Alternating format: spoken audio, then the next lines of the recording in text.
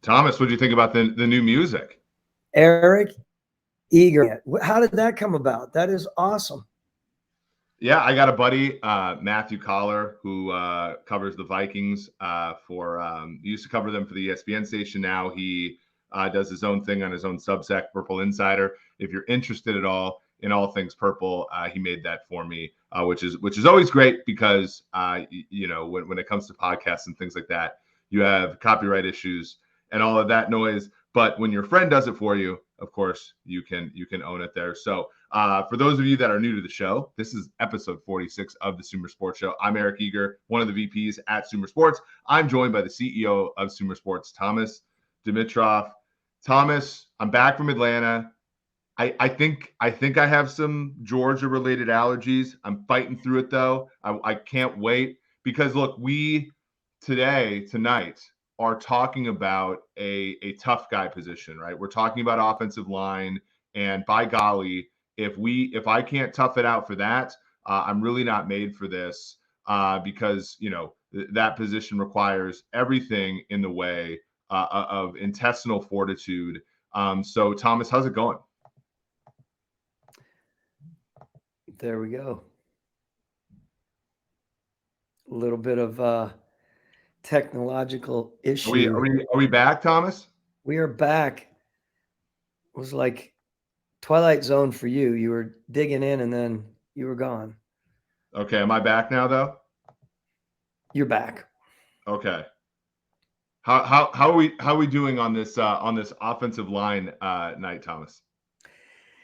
Well, we're doing fine. We're ready to jump in. I mean, I've been thinking about it all day, actually. And it's funny when you're in the middle of having a ton of things to do, work related, right? And it's all good. There's a lot of great stuff. But in the back of your mind, you're thinking about being able to talk about O-linemen. I know you were excited about it. I was. I could have really just, thrown the proverbial dip in. Again, I don't dip, and just sit back the entire day and watch players so that we could talk about them. That wasn't necessarily the case. But we've talked on and off about players over the last few days, O-linemen. So I'm glad we're able to finally dig in. Yeah, for sure. And we just got, if for those of you that are again coming by for the first time, we've talked about quarterback. That's actually our most listened to podcast so far that we've had. Wide receiver, running back, and tight end, a position that I played in college. And now we get to this offensive line here. This is a very interesting market, right? The first thing I want to do before I show the markets, though, here is actually look at something that's been moving for quite some time. If you look at this is FanDuel Sportsbook right now, Bryce Young, who was at the time that we recorded our quarterback podcast, the second favorite to be the first overall pick. He is now currently the favorite at -200 to be the first overall pick by the Carolina Panthers, who traded, as everybody knows, with Chicago for that first pick. If you wanted to bet Bryce Young to be the first pick, you would have to be more than 2/3, 66.6%, confident in that selection if you wanted to make money long-term with that pick. CJ Stroud now the favorite to be the second overall pick.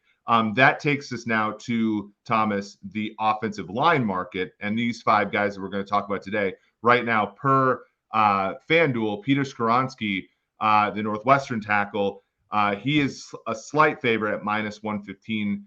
So basically 54 or so percent to be the first overall pick among linemen. He's followed by Ohio State offensive tackle Paris Johnson, who is +110. So those are the two top guys per the market. Who's going to go first? And Broderick Jones, Darnell Wright, Anton Harrison are also guys that we're going to talk about today. All of them are at a value of 8-1 or more to be the first offensive lineman selected. So very much long shots.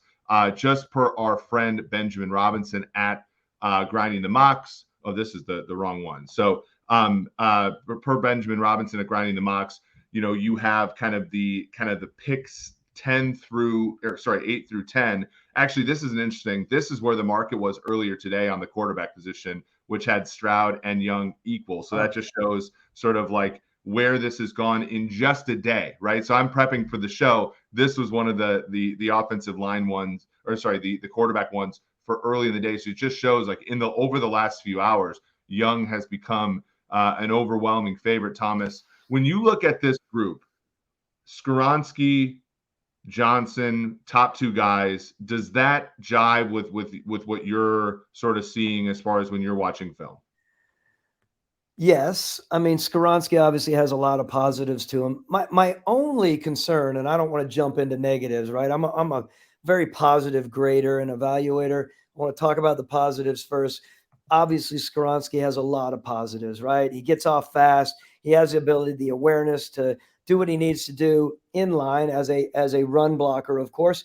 And by the way, we all know his ability to play guard. There's a lot of discussion out there, quite honestly, whether he's a guard or a tackle at the next level. He does both very well at the college level. I mean, he has the ability to do both very well at the college level. And, quite honestly, maybe his makeup might be more suitable for him to play guard. Again, he can pull, he can get upfield. He has the ability to break down and do what he needs to do. I mean, when you watch him, ostensibly his arms are a little bit shorter than you would like him. Believe me, I've been around short arm guys who have had really good starting careers in the National Football League, but it's usually, Eric, it's right on the verge, right? Sam Baker, who we drafted way back in my first year as a GM with the Falcons with Matt Ryan, he was always plagued by his arms being a little bit short. So everyone kind of laughs at that, probably in the fan base area. Like, really, is that much of a deal? And it can be if it's an inch or two short.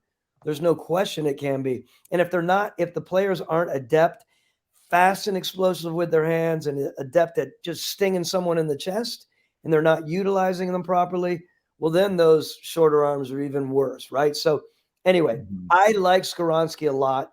I like everything to do with him. I just think he's projected to be a guard, and I think that's where he's going to find his world. Yeah, it's really interesting, right? Because it was you were a member of the Sloan Sports Analytics football panel this past year in 2023. In 2022, the panel had Mitchell Schwartz on it talking about offensive line play. And for those who don't know, Mitchell Schwartz was the right tackle for the Browns and then the Chiefs, and one of the best right tackles in all of football for basically the balance of his entire career. And if you look back at some of his measurables, both athleticism measurables were not very good for Mitchell Schwartz. And he talked about how, because that was true, everything about his game had to be precise in order for him to make do. And I think that that's the case with a guy like Skoronski. Now, has it been so far? Yes, right. The guy can't make a false step with those kind of arms because he can't, the sort of he can't, rebound as much. He can't use some of that God-given athleticism because he doesn't have the arm size or whatever. I will say though, and this is interesting, and I want to get your opinion on it. Like when I was at PFF, we developed this thing called true pass sets, which basically is just looking at pass protection plays when the ball got out after 2.5 seconds, no screens, no play action. He had 175 of those last season at Northwestern, and he only surrendered 2 pressures the entire time. That was 9th best in college football among tackles. That is a very, very sort of that's a very efficient tackle, right? So far at the college level, he's been able to use, that to his advantage. Now, Big Ten, talking about not the greatest athletes as far as edge players and stuff on balance, so the statistics are good, but some of the underlying things, as you said, are borderline. Does that make it hard, given that, we know the surplus value of a guard is not particularly high? Does that make it hard to take him with a top 10 selection in the draft? No, I don't think it makes it hard to take him that way. I mean, there's some other really big athletes here, good-looking athletes that we're going to be talking about that may have the edge on him. But everywhere we see him, he is going before anyone, right? I keep hearing everyone rave about his ability. And I think that's the full package element. Again, it comes down to the program, right? Not the program. It comes down to the team, the approach. the type of offense they're running, the type of O-line coach that they have, and honestly, the head coach, just the way that they put together their team is going to be important to decide on the type of player they're going to have in that spot. Now, remember, when you're sitting down as a GM and a head coach, and you're trying to think how you're going to put together your O-line, how you're going to build your O-line, we know how important that is to build through the draft, right? We talked about it. Was it a couple months ago? The O-line that's there, instead of going out in the market and trying to spend all this money on a known commodity, you're going to have to develop guys, right? You're going to have to look at the full package. You're going to have to really drill in and make sure that you've worked them out properly. You've worked them out on the board properly. You've done all of your research to make sure that the type that you want to build your O-line around. And I do say this, like we say it about quarterbacks, the best way to come in here with O-line and to build through the O-line in the draft is to think for 2, 3, and 4 contracts, right? Ultimately, that's what you'd love to have. You don't want to take a flyer on a guy. I've never been a big believer in taking a flyer on a guy who's going to be a hit or miss as an O-lineman. And we did it. We did it back in the same year that we took your buddy from your wife's state, Wisconsin, not her school, of course, Peter Kahns, and we whiffed on him, and we whiffed on another guy during the exact same time. If you can look him up. I mean, he was a really good athlete coming out of Mississippi, or Southern Miss, excuse me. And we messed on him because back to being driven by trying to have the best athlete that we can have in there. He moved around really well and did all the things we wanted, but we reached on him, and he ended up being a double failure for us at offensive line. I'll let you a surprise look. Yeah, you think about like the athletes, I think, is where you get the failure, right? Because it's always it's the biggest learning curve, right? And unless the guy, I mean, Tristan Wirfs was a guy who was great right away, right? And that's a dude that was jumping out of pools at Iowa and all this kind of stuff. He's a wrestler, all that. But like I think about Garrett Bradbury, I think about Andre Dillard, I think about guys who ended, or even Jawan Taylor, who got a big contract with the Chiefs early on. It was ugly for him. Yep. Because the athleticism is matched. Because here, like offensive line, especially tackle versus edge, there's never a bigger athletic mismatch than that mismatch at the NFL level, right? So even if you're a great athlete, you're still going to be overmatched by an edge player for the most part. And so you need to have the stuff, you need to have the physicality, you need to have the toughness, you need to have all those things that sort of grow. And so that's where I get a little bit nervous when a guy wins because of that, and not necessarily because of technique and all that stuff.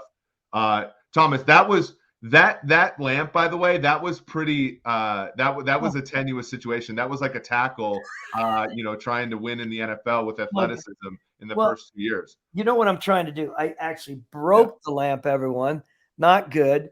Planning has not been good. I have a dog at the door scraping at my door. I'm trying to quiet him.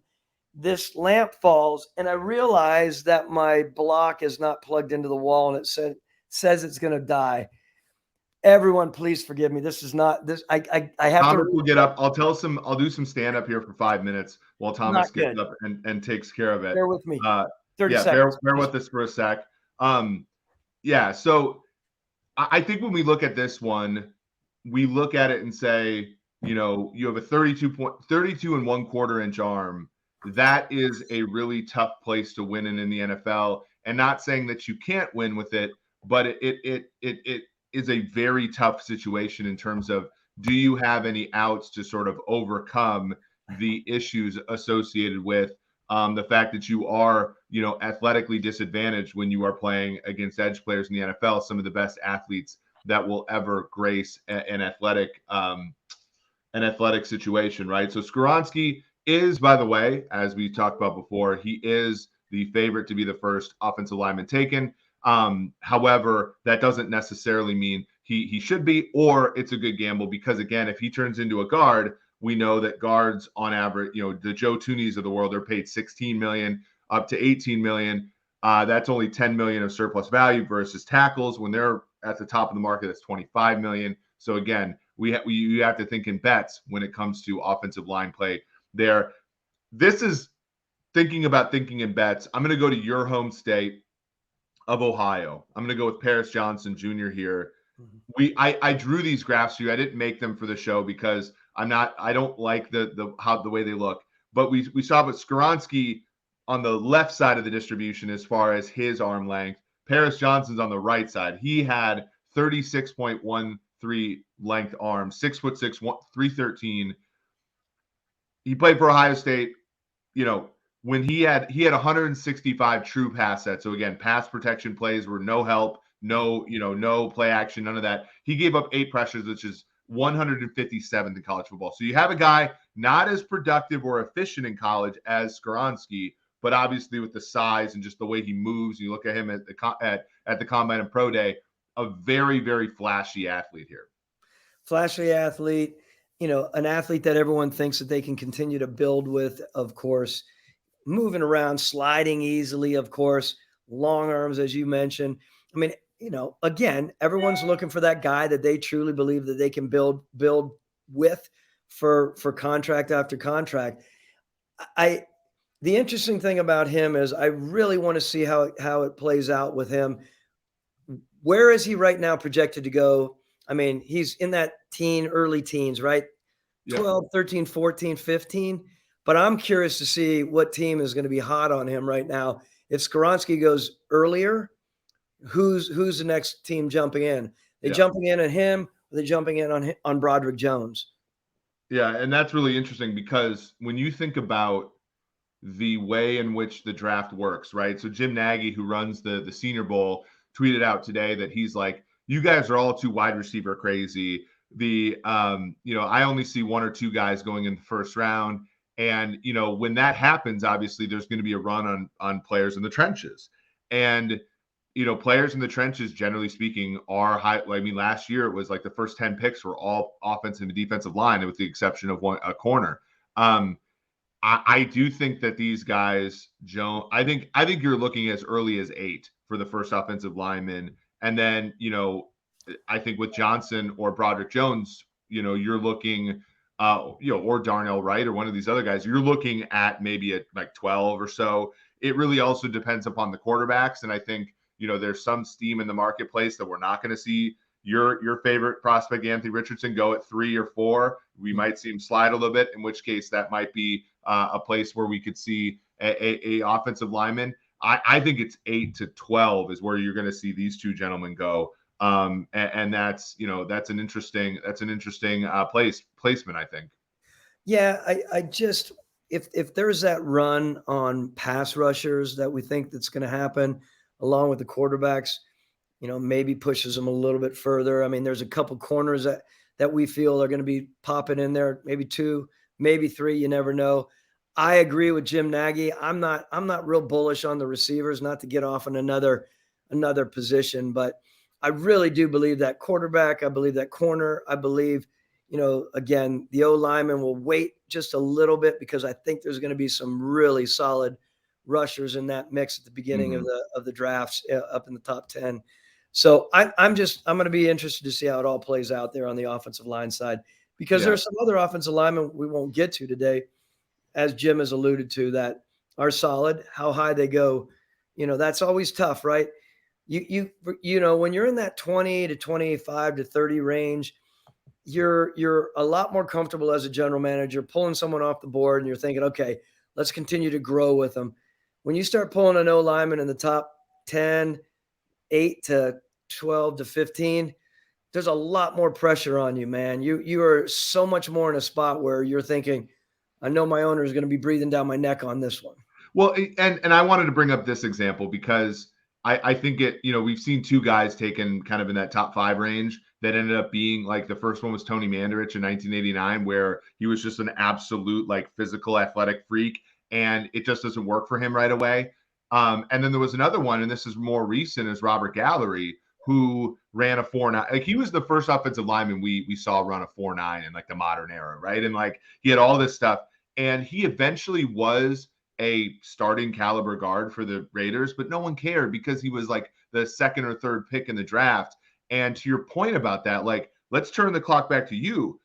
You had, and when you talk about the back end of the first round, by the way, the hit rate is 1 in 3, right? Basically, recently, one out of every 3 of those guys, more or less, gets the fifth year option exercise. It's desolate at this point, right? It's hard. But you went and got, McGarry and Lindstrom in the back half of the first round.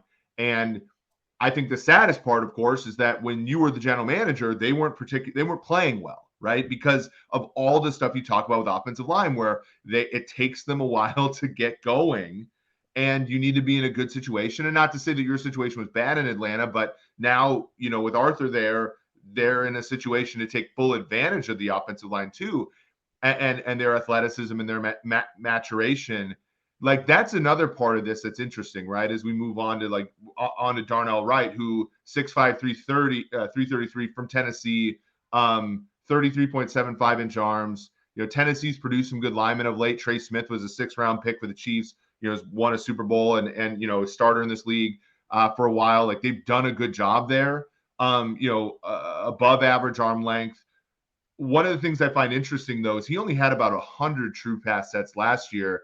He gave up 4 pressures in them, 67th in college football. This is the guy, again, where once you start getting past, even I think in this class, the first couple guys, they need to go to a good team, and a good team that, much like Trey Smith, the guy can kind of blend in for a while before he becomes dominant. Yeah, and I've said it a number of times, and I know you believe it. And a good team means a good O-line coach. Again, everyone, it's why O-line coaches are making $1.5 million to $2 million a year.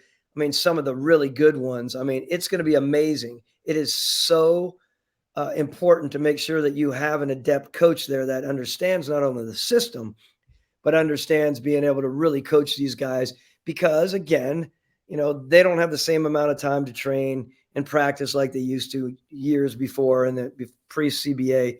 So, again, I don't want to beat that point up, but it is legit. Don't ever forget that when you're talking about, the drafting of your O-line. And when you start talking about Tennessee football and you start talking about big old dudes, right? You're talking about a guy who, what's he, 330? What's size? 333. The big guy.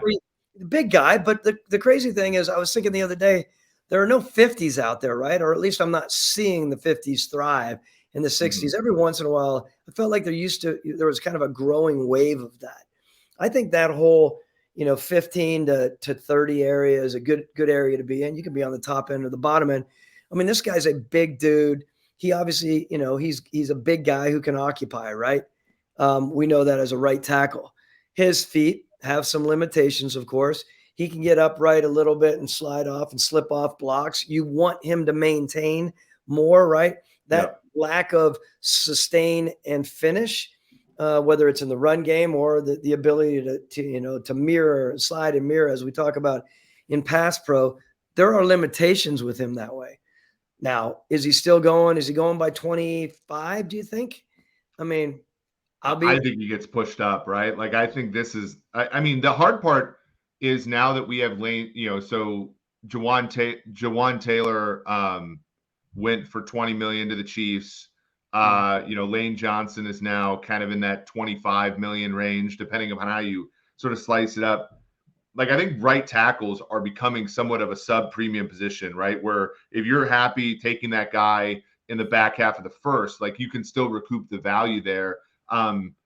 Again, this is one where you may want to go to a team that has a dominant left tackle so that you can help the right tackle. I would not, I wouldn't necessarily want him right away to go to a team that needs him to have success for the offense to be competent. You think about, and maybe this is a good thing for you to discuss. Like, I remember 2 years ago when Kansas City lost Eric Fisher and Mitchell Schwartz to injuries, kind of career enders more or less for those guys. I know Fisher kept playing, but like, there was this sort of like dearth of linemen. There was a bunch in the top 15. There was a bunch in 45 to 60, but like, they didn't see a guy who could just like play right away, play competently right away, right?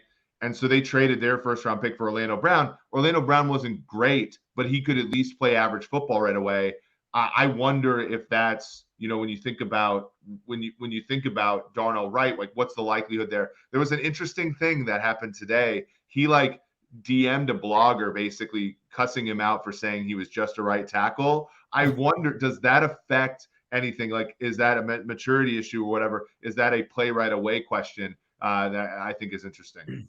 Well, look, I mean, we can't get away from the fact when we're grading people, as NFL scouts and as GMs. I mean, it's a big, big deal to make sure that you're honing in on the versatility. And again, there's a difference between the versatility. We used to not laugh about it, but we would have these intense discussions when one of our scouts would just continue to put, a slash on the behind the name of a guy. So right tackle slash left tackle. Every time we turned around, there was a slash because they were just, it was a fence deal, right? They fenced the guy saying, "Oh yeah, he can play." Of course he can. This was my discussion with you earlier, right? Can a guy truly run? Even if he can take a step, he can run. Can he play? Yes. Is he adept enough to play the left side or play guard in the NFL and help us get through games? That's when you have to start thinking about the adeptness of being able to play on the other side. And, in this league, yeah, again, more than likely he's going to be a right tackle. I hope he doesn't DM me either. I mean, I'll let him hang. I mean, there are good things about him as a player, but he's the prototypical right tackle in my mind. And Yeah. and again, those guys can do amazing things. I mean, I love my guy Caleb McGarry. I think he's a right tackle. He wouldn't get mad at me if I told him he was a right tackle. Anchor in to know what you are. Isn't that Socratic thought, right? Isn't it like know what you are? Well, Know what you and being a right tackle is a couple things, right? Like it might be okay that you're not, but like, does anybody ding Von Miller for being a left edge? Yeah. Does anybody, and like, I know Derek Thomas played both sides, but did any, like, Reggie White played on the left side of the defense a lot when he played in NFL. Like, the reason obviously that you want to be the left side is the quarterback's, blind side. And then but teams don't put their best edge player on the right side as much anymore. So that issue is not, and like, I think about Mitchell Schwartz, like when Mitchell Schwartz played for the Chiefs and won the Super Bowl, like, he didn't give up a pressure that entire postseason. He was their stud tackle. It just happened to be that he played on the right. And I implore people a little bit to think about it this way. Like, it's not this drastic, but it's somewhat this way. Imagine trying to write left-handed for a living if you're right-handed. Like, it is that hard. Like, you played sports. I was a high jumper in high school. Like, if you asked me to jump off my right foot over the bar, like, we have strong legs, we have strong arms, and like, it's not as drastic as writing and all that stuff, but it's significant. And if you've spent your whole career, pushing off of one leg in your kick step, and then they ask you to do it differently, you can learn it, but it's a projection on your end. And what you said and what's stuck with me this entire podcast so far is when you draft an offensive lineman high, there can't be that many unknowns, right? Because there's known unknowns, which is how the heck is he going to pass protect against the best athletes in the world who are playing across the field from him at defensive end? Yeah, the unknowns are complicated. You just have to really be able to limit them as much as possible. Again, you have to know what you're getting as a draftable guy, right? It's a little different when you're out in free agency and you're pulling people in, right? I don't want to go too far off that way, but believe me, we've been on other sides where you bring in guys back to needs, right? Over needing, so to speak. And you bring in guys that you think we'll bring them in our system. We get them around our coach. We get them around our positivity. At least my last couple of years with Dan Quinn on our group, and we're going to make the most out of these players. We're going to pay them a lot, and they're going to thrive. They're going to have leadership ability. They're going to override some of the younger guys out there. And this could be because there might not be a real strong class of O linemen. You might tend to look and grab one or two O linemen that you really need, and then maybe draft one or two and know that they're going to take some time to be able to to learn and grow and to build. And so, but I will say we made mistakes where we've taken free agents, and it is a bear when you do it. I just want to make sure that's very clear. Ideally, bring them in through the young, through the draft, bring them in young, develop them with your right coach. Hopefully it's the right coach. Again, I remember, and I won't even get into the names right now because it agitates when we talk about them, and it agitates me how it went down, right? I mean, you get a lot of people, you get both coaches and personnel men who are like, we need people in here right now along this O line, and we can we can pay them for a couple years and everything is good. And before you know it, crap hits the fan and they're just not playing well. And then you've wasted, you're on the hook for 2 or 3 years. And then you're past the puke point. Then it gets really, really complicated. Well, that was what, I was talking to Jack on the Easterby on the phone today a little bit. It was that whole thing. It's like those things make for, desperation makes for some bad cap situations, right? And, we had a really good, I think, a few questions here, but I like this one from William Jones, a frequent listener to the show. Is the concept of the blind side being the best side of pass rush a fallacy, thinking of weak link nature of football? Yeah, I think, it is. Like, your point about drafting is so well taken for two reasons. One, that you're never going to get a better value than getting a $25 million left tackle or right tackle for pennies on the dollar in the draft, right? And so Tristan Wirfs is a huge reason that they won the Super Bowl in Tampa Bay, because that you lock him in at right tackle, he's amazing, and you get such a surplus, and then you can go around and take that surplus and put it in other places, right? You can put it at left guard. You can overspend for for a center. Like, you think about the reason the Chiefs can overspend for Jawan Taylor is because they hit on Creed Humphrey in the second round and hit on Trey Smith in the sixth round. Like, you're getting, let's say $25 million of value from those players for a few $1 million. Now you can take that money and spend it elsewhere and fortify those weak link systems. The other part, and this is learned, in my time, consulting for Madden when I was working at PFF, but it's also, they call it teams and schemes. If you change teams or change schemes, it's hard to predict, right? So when you draft a guy and develop him, he likes it in Atlanta. He likes it in the building. He likes the food that the people, he likes your scheme, all that stuff. And there's less unpredictability. You bring a guy in from another program, you just don't know. The guy might be a complete jerk to the other players on the team. He might not get along well. His girlfriend might hate the city. I don't know, but there's a bunch of stuff that you don't know. And that's why the draft is so important. And that's why it's such a spectacle. And that's why if you come to this channel on the 27th, you will see me and Thomas for the first Sumer Sports draft show. Let's move on because we have a couple, about 10-15 minutes left. Let's talk about Anton Harrison for Oklahoma, 6'4", 315, 34-inch arms. He only had 89 true pass sets last year, gave up 5 pressures, 146 in football in efficiency. So question mark here is, in an Oklahoma offense, how much are you doing what you are going to do at the NFL level? And, does that make the projection a lot harder? I'd like you to answer that, to be honest with you, because I know you have a feeling about it and a strong feeling about it, because being a Nebraska guy, you're gonna wax poetic about the hard part about Nebraska is so when I was going there, we switched from the Big 12 to the Big 10, and Nebraska has this problem where they're not tough enough to be in the Big 10 and they're not fast enough to be in the Big 12. So that's why they're not particularly good. But the hard part here is that when you have a guy at that position that hasn't done what he's going to do at the NFL level, as you would imagine, it's just really difficult to project him, right? So a couple years ago, it's Mekhi Becton of Louisville, where he literally had less than 50 snaps or something that were pass protection snaps that were anything like NFL snaps.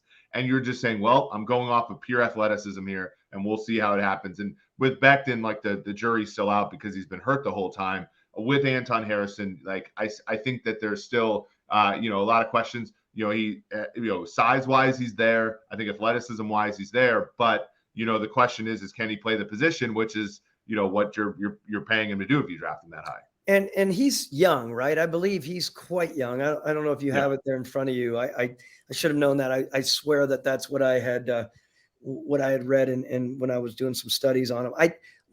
Yes, his ability. Everything you do when you're in a situation like that is pure projection. We know that.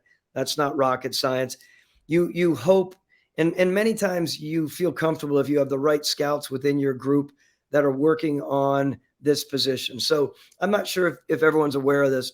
A lot of teams, once they get through the fall and they're evaluating the players, they hone in on a position, right? I think I've mentioned it before. If you have 2 or 3 really good O-line scouts that are specializing on O-line after they get through their area and regional visits during the year, it's a good thing to know that you're a GM and a head coach, that you're really relying on those guys to do the digging and do the projecting. It's a big thing, right? Because you are hanging out there. You're hanging out there once again because because of systems that you're discussing. But you're going on pure athleticism, pure explosiveness, strength. The makeup of the player is a really important thing. And we've drafted people like that before, no question, meaning they'll work well. You just, in my mind, have to make sure they have the makeup. They're going to want to work at it as well. If Yeah. Yeah. Yeah, for sure. And do you think so? Harrison, by the way, turned 21 in February, so he's young. Like we're talking about a guy who's going to be not even 22 the whole rookie season. So there's a ran a 4.98 in the 40. That's fast, as we talk about Robert Gallery all those years ago. One thing that's interesting, and you were a GM long enough, and you had enough success. You could probably answer this question. Are there places for are there seasons for developmental times, right? Where we talk about Kwesi Adolfo-Mensah last year, like basically re-upped all of his veterans, tried to get on the green, tried to win right away, and then, he's going to figure it out later. And then, there are like the Kansas City Chiefs who trade their best player, they get 10 draft picks, they get younger. Are there and this is probably, for our modeling too, if you think about it, like, are there seasons of development for teams where they can take different profiles of development for players? Yes. You're just, I want to make sure I got this. You're saying within the program that they're going to be able to take a wave of different levels of the development. Yeah, so like if I'm like, let's say even let's even reduce this down to the offensive line room, because and we're going to write an article for Sumer Sports about offensive line coaches. I did a for the Cool Clinic, I did a study and we presented it for PFF. Like I'm having been in an offensive line room as a tight end, like those are my people. I'm very like, what if you offensive line? Let's say you have a veteran coach, like let's say you have a Dante Scarnecchia or a Stoutman or what, or a Bill Callahan or somebody like that, Nebraska legend Bill Callahan, by the way. If you have Bill Callahan or somebody and you have 4 veteran linemen, you're more likely to be able to take in a young player and nurture that player versus, like, let's say you're a first year, or you have somebody like, I look at Detroit because they had Jeff Davidson for forever, and then they went with Hank Fraley, who was a former lineman in the league. And he's like early in his career. If your coach is young and like a couple of your cornerstone players like Penei Sewell or so on are young, do you opt against drafting a guy and bring in veterans? Like, do you care about the composition of that room age-wise? Well, I to your point, and sorry for not picking it up right away, I am a firm believer, and you do have all the different pieces there in your game, whether it's chess, whatever it may be, as an O-line coach, as an offensive coordinator, and a head coach, right? Along with the GM to decide exactly where you're thriving and where you're not.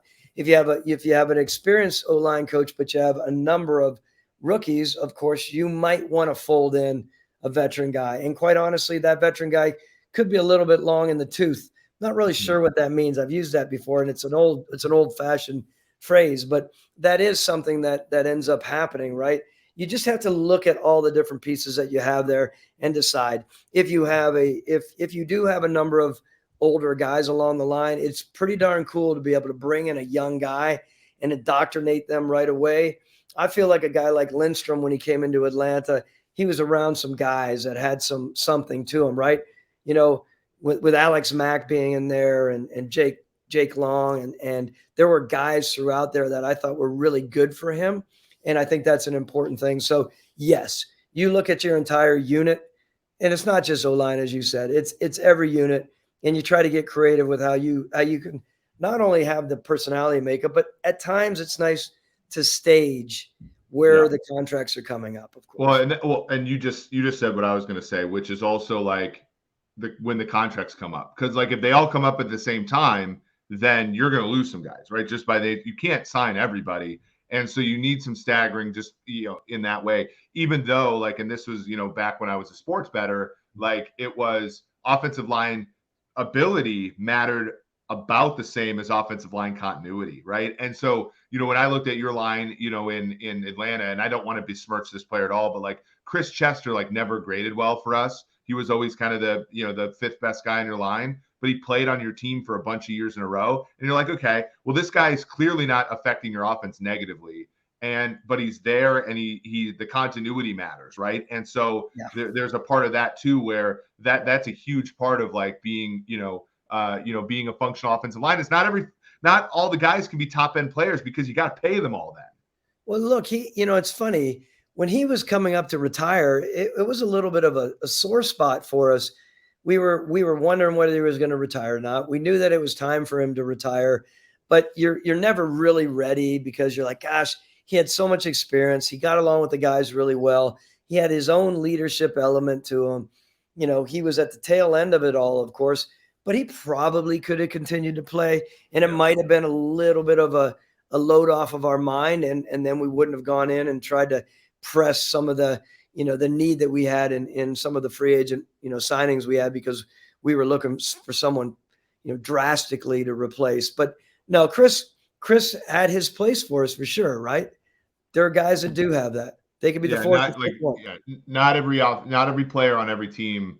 I mean, because of the salary cap, not every player can be an amazing player, and some players have to be, basically net value of zero, but they play up to their contract. And sometimes, in a perfect world, every player plays up to their contract, but then there's some players that don't have high contracts, and so they're not going to play that high. That's just the way it works, and that's okay. And that you have to accept that, especially in these weak link systems where it's about your weakest link playing better than their potential because of the players around them. And okay, last but not least, speaking of a team that had a lot of great players, Georgia. Broderick Jones, 6'5", 311, 34.75-inch arms. He had 132 true pass sets, only allowed 6 pressures, but 101st in efficiency among tackles in college football. This is one where I think you're looking at a player who's going to be kind of end of first round, early second kind of player. What do you think about him?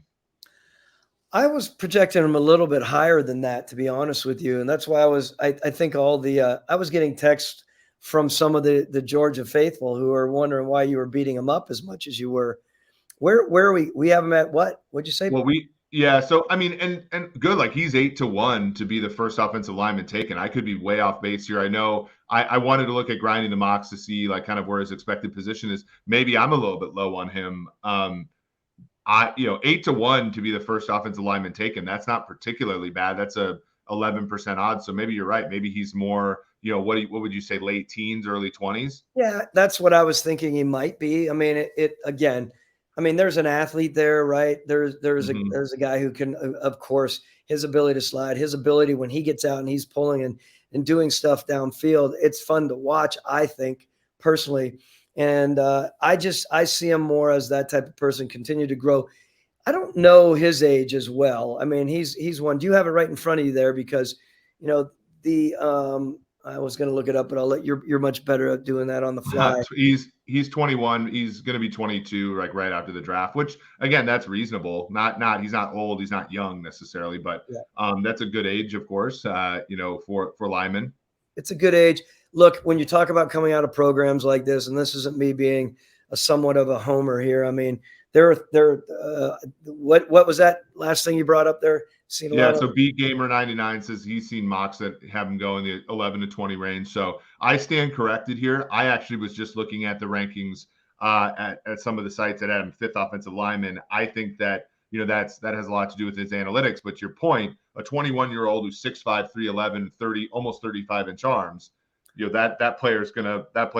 are going to gravitate, especially when he's playing in an SEC, right? Like where the conference where the competition is fierce every single week. That's exactly right. No, there's definitely the upside there, and I think it'll be fun to watch again where that wave is going to be. I think from that 11, as B just said here, 11 to maybe 15 to 16. I'll be interested to see if there's going to be 3 of them. What 3 are going to be there? I mean, again, a right tackle from Tennessee at 330 pounds versus someone coming from Georgia. It's going to be a lot of battles here of where that guy goes, of course. I like this kid's athleticism and his movement. He has some eye-catching ability to him, but I'll look forward to seeing how he plays out. Yeah. This is a good question that we got from Twitter from my friend Jack Dufflin at Jack Dufflin. I think that this is this is a good question to end the show on. He says, and this is more of a contract value, with how cheap interior offensive line is for second deals in free agency, what is the earliest you would take a center or guard? This is interesting, right? Because we talked about on the show the surplus value and how, readily available players mean that you don't necessarily want to draft them high because you're foregoing the chance to take another player. And yet in this podcast, we talked about wide receiver isn't as strong as we thought. Quarterback, I know you are, and frankly, I am too, but I think you're lower than me even. You think quarterback, I think the market believes there's 4 top 10 picks in that group.